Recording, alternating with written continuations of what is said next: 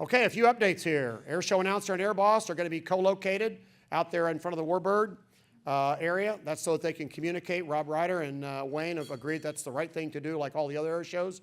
So we're looking forward to the improvements of coordination there and keeping the crowd appraised of the air show activities as they change instantaneously out there. The volunteer kitchen. How many people have been over to the pavilion and seen the construction we've done to enhance that kitchen area? Anybody seen that over there?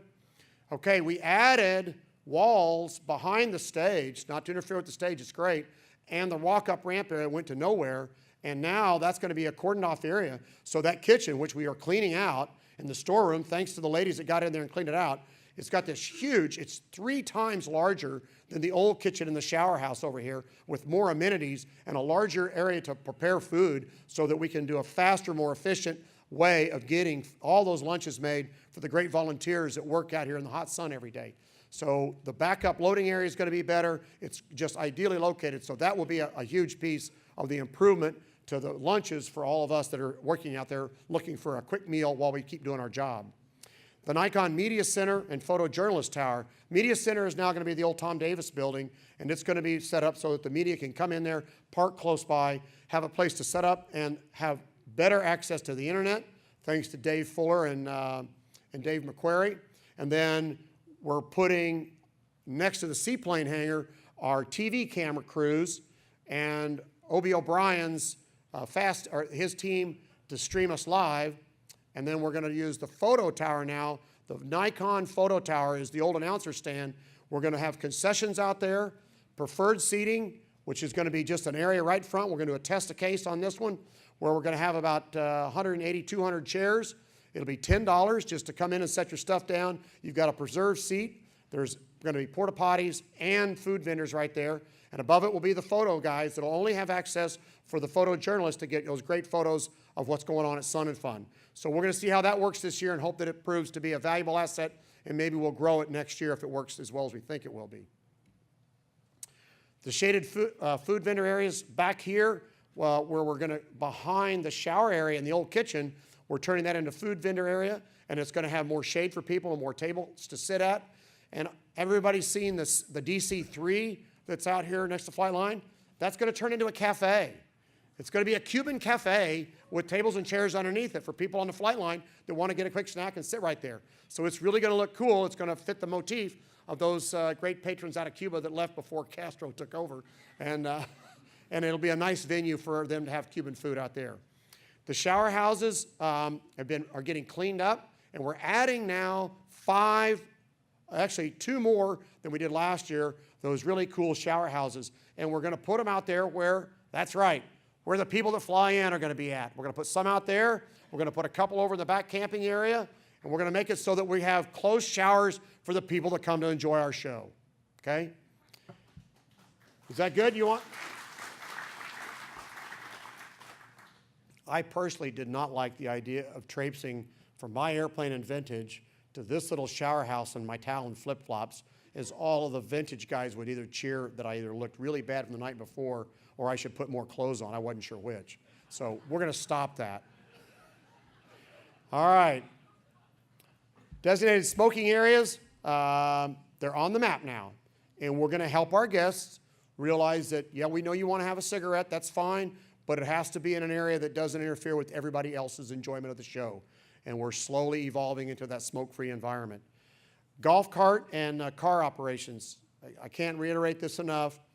During the hours of 9 to 5 throughout the weekday, in the show days, core area, that's us here, the core area, cars aren't going to be moving. There are no cars. I don't care how big of a sponsor you are in your Rolls Royce. It's about our guests. It's the common man that comes to see us. No cars are going to go through there. The only vehicles that will be allowed through there will be the golf carts that are on a mission and any vehicle that has to move a product to a vendor, i.e. they're selling more food up front, they're selling something that they're run out of, and get that up there. Now we will have, to make it easy for those folks out in the hinterlands, we're going to have for the first ever our mobile cart with food, sodas, juices, and prepared packaged snacks. So if they're walking around on a flight line, they'll be able to get something rather than walking all the way back, and make it so they can enjoy the day and not be racing back and forth. But golf carts, we'd like to ask, go through the golf cart path. Golf carts, golf cart path. What a concept. All right? Walking paths, walking people. Wow, how cool would that be? I would appreciate y'all helping us do that. Everybody knows they need to get someplace in a hurry. Time yourself so that you've got time to get there and not have to race through the crowd and part the sea, the Red Sea, as you're on the way to, the burning bush out there. Just be nice to our guests. I will tell you that I have been a violator of that rules in years past. I shall never do it again. You have my word. Okay. Thank you. Yes, I know. I used to pull the stanchions up over here on the road and drive through with my Jeep. Those days are over, okay? I'm a better man. I'm on the wrong side of the fence now. Oh, that's exactly right, Pat. Program's coming. The Thunderbird's going to be here, the B-29. Don't hesitate to miss a ride in the B-29. Get signed up, get on it. If we book those flights through us on Sun and Fun website, Confederate Air Force is going to give us 10% of that. That's a good thing. Along with the SB-2C Helldiver, we get 10% of that. They're great. We have ride hoppers this year that are not going to charge us. We're going to have rides for VIPs and media before the show starts to get it on television, and I'll talk more about that in a second, so that people know what we're doing out here. We're enticing the news media to be involved with what Sun and Fun is and is all about, and that's exposing kids to flight and get that out on the news. Red Tail Squadron, we're going to put that downtown. Sandy's done a great job and working with the school system during the spring break, the week before us, and we're going to have the Red Tail experience, which is about the Tuskegee Airmen and how they overcome the adversity of racial bias back in the 40s and flew P-51s and supported the bombers in Europe. Well, it's really not so much about flying, it's about facing adversity and overcoming it. And it's what the kids need to see. So we're going to put that downtown. We're paying for it. They're going to be downtown, and the kids are all being bussed in and given a chance to see what that's all about. And maybe if we just capture a half a dozen of those kids to see what it means to get past the challenges of the day, we'll have done our job. A4 Skyhawk reunion, first time they've ever had it here. We should have a couple of A4s in here, and then the board of directors is going to meet in the Bill and Susie Eichhoff Conference Center on Saturday morning and discuss their next step forward for the Skyhawk reunion. Flash truck, first big-time jet truck here, wall of fire behind it. Flying musicians are going to be playing regularly down at the Corn Roast, as well as at the Pavilion on different occasions. And then, of course, the Kids Zone. And Legoland has joined us now, and they're going to put some tables out there for the kids to play with Legos. So this is all adding to the experience to bring the families into us. The days, what we're doing each day, the concert with the U.S. Marine Corps Band is going to happen on Tuesday. Wednesday, if you guys know Harrison Jack Schmidt, the 40th anniversary of The Last Man on the Moon with Gene Cernan. Aaron Tippin plays on Thursday. Friday is the night air show with Aeroshell and the fireworks. Saturday, the Flying Musicians will kick it off with a comedy act, then followed by Abbott and Costello, and they are hilarious. And Teresa Inman is going to sing for us, and of course the Tail Dragger on Sunday night, and we will recognize Bill and Susie there as well. Okay, a couple of things I haven't had on my list I got to get to you. The Media Blitz, it starts next week. We're working with TM&R. We've upscaled our attack. We're going after Polk, Pinellas, Hillsborough counties, all of St. Pete, Tampa, Clearwater, of course Lakeland and the surrounding cities. Our goal is to go after the family. Our advertisement is Family Thrills Aviation Style.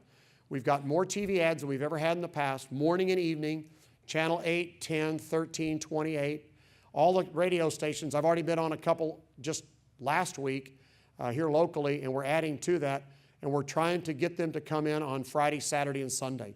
So hopefully this aggressive advertising campaign to get the families locally to come in and join us is going to work. So stand by in the parking lot. Fire Ring. Everybody know what the Recreation Aircraft Foundation is? Anybody know what that is? Great organization. Big supporters is AOPA. AOPA is paying for the first one ever is going to be built right here in our campground at the apex where the road split going into the back acres and the Early Bird campground. And we will actually build that during Sun and Fun. The Recreation Aircraft Foundation, along with AOPA, is going to start building a little ahead of schedule, and then they will build it through the event, and it will culminate in a campfire round talk, open discussion with AOPA's president, Craig Fuller. Really a cool event. How many people have been out to the front gate and see what the Flower Power Babes have been doing out there? Is that cool? Yeah. Beautiful, boxed in, welcoming array of flowers in a nice setting. They've also done it in front of the maintenance building, in front of the Sun and Fun building. I hope you've seen, if you haven't, take a look at the Sun and Fun building and the paint it's done over there. We're doing it to Hangar B. But out in front, we're going to have not only a flagpole with the American flag, the Sun and Fun flag, but a windsock out there and a greeting for all of our guests with a loudspeaker system that's going to tell them what's going on that day, along with our greeters. That first image is so important, and we're going to try to enhance that for them.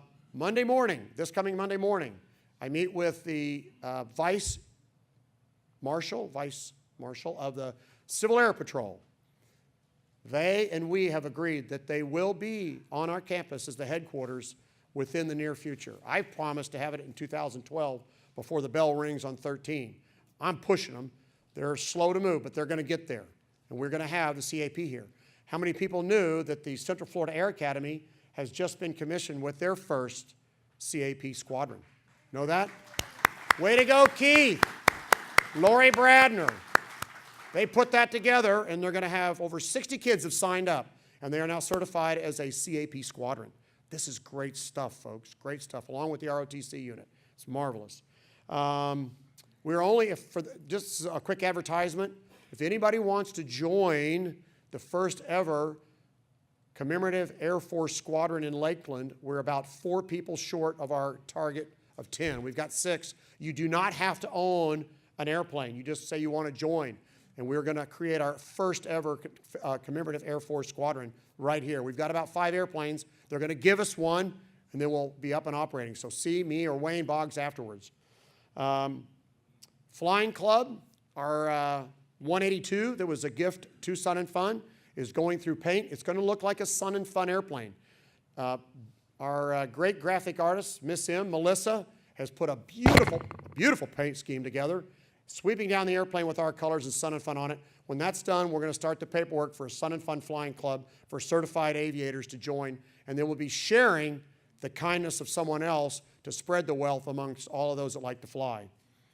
And that pretty much wraps up all of that. Sun and Fun, where the aviation year begins and never ends. So let's keep that in mind, because the next thing that's coming after Sun and Fun, I'm just going to tease you, When Pigs Fly in November. Don't miss it.